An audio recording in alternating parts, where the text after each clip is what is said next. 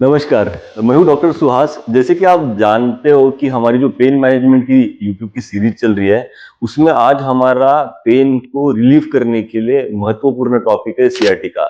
लोगों में प्रचंड मात्रा में मतलब बहुत सारे यंग एज में भी सियाटिका की प्रॉब्लम दिन ब दिन बढ़ती जा रही है। आयुर्वेद में सियाटिका को गृध्रसी नाम से जाना जाता है।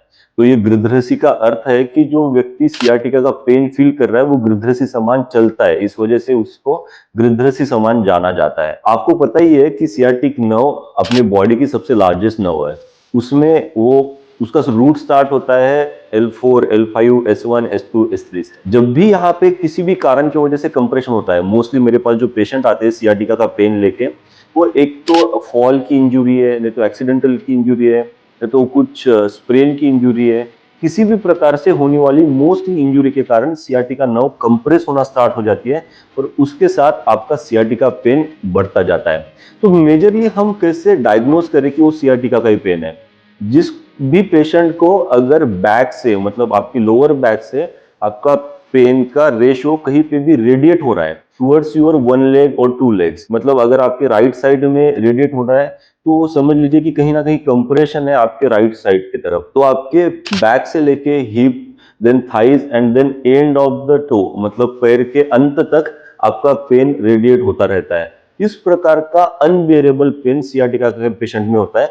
बहुत सारे पेशेंट्स तो सियाटिका का पेन बिल्कुल भी बियर नहीं कर पाते हैं। उन कंडीशन में वो पेन किलर्स या फिर इंजेक्टेबल पेन किलर्स का भी इस्तेमाल उनको करना पड़ता है और लॉन्ग टर्म मेडिसिन लेने के बाद भी उनकी नर्व की कंप्रेशन रिड्यूस नहीं होती है और उनको सियाटिका पेन ऐसे ही कंसिस्टेंटली चलता रहता है। बहुत सारे मैंने ऐसे पेशेंट्स देखे हैं जहाँ पे सियाटिका पेन उनको होता है तो टेम्पररी वो कुछ मेडिसिन खाते हैं या फिर कुछ थेरेपीज करवाते हैं और उसके बाद फिर से उनका पेन रेडिएट होता है। तो आयुर्वेद में सियाटिका मतलब गृध्रसी का परमानेंटली इलाज है।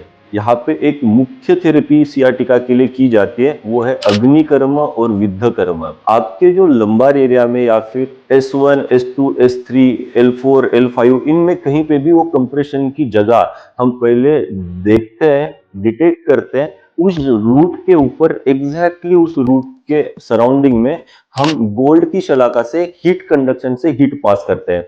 दैट इज द अग्निकर्म थेरेपी, जिससे इमीडिएटली एंडोजेनियस एनाल्जेसिक थेरेपी के एंडोजेनियस एनाल्जेसिक प्रोसीजर के अकॉर्डिंग ये पेन आपका रिड्यूस होना शुरू हो जाता है और साथ ही साथ आपकी नर्व की वहां पे जो इंफ्लामेटरी कंडीशन हो रखी है वो भी कम होना शुरू हो जाती है।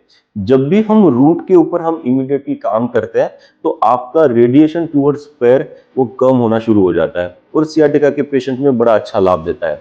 आचार्य सुश्रुत ने सियाटिका में विद्धकर्म का भी वर्णन किया है। हम उस व्यक्ति के 4 अंगुल का प्रमाण लेके उसके नी जॉइंट के ऊर्ध्व मतलब ऊपर की तरफ और अधो मतलब नीचे की तरफ पॉइंट्स लेके वहां पे नीडल से प्रिक करते हैं। It's kind of acupuncture therapy. हल्का सा प्रिक करते हैं, छोटा सा विद्धकर्म करते हैं, जिससे जमा हुआ वायु निकल जाता है और वहां की जो रेडिएटिंग पेन है वो रिड्यूस हो जाती है। इस प्रकार से ये जो दो मुख्य कर्म है अग्निकर्म और विद्धकर्म बड़े ही अच्छे सियाटिका में रिजल्ट देते हैं। उसी के साथ साथ कुछ आयुर्वेदिक हर्ब्स हैं जो कि आपकी बोन्स को बड़ा स्ट्रेंथन करती है, आपकी वर्टेब्रा की जो डिस्क है उसको स्ट्रांग बनाती है, इंफ्लामेटरी नर्व की कंडीशन जो है उसको रिड्यूस करने में भी बड़ी हेल्प करती है।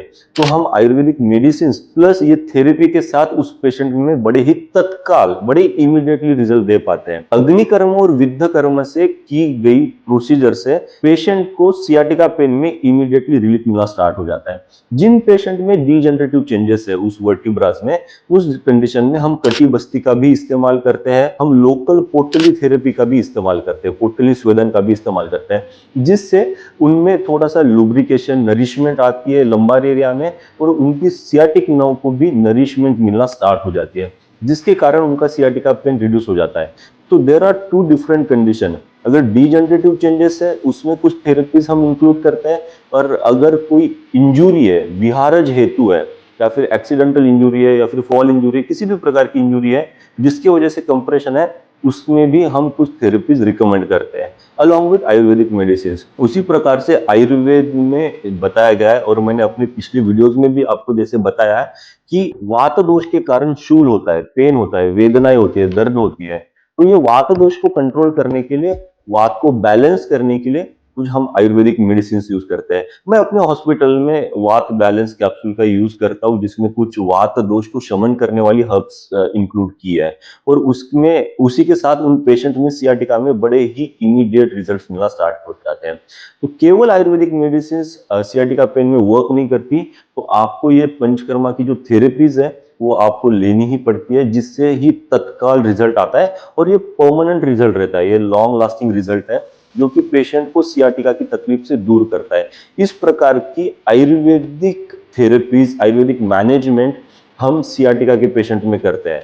तो जब भी किसी व्यक्ति को सियाटिका डिटेक्ट होता है या फिर डायग्नोस होता है, तो आप आयुर्वेदिक मेडिसिन या फिर आयुर्वेदिक उपचार पद्धति और ये थेरेपीज का सहारा लें, जिससे आपको रिजल्ट मिलेगा, ना कि आप पेन किलर्स खाओ और टेम्परेरी उसे सप्रेस करो। इस प्रकार से हम सियाटिका पूरी तरीके से ठीक कर पाते हैं। इसी प्रकार की मेरी वीडियोस के लिए बने रहिए। मैं आपको पेन मैनेजमेंट की इस सीरीज में और आगे भी डिटेल डिस्कस करने वाला हूँ, तो मेरे यूट्यूब चैनल को जरूर सब्सक्राइब कीजिए। धन्यवाद।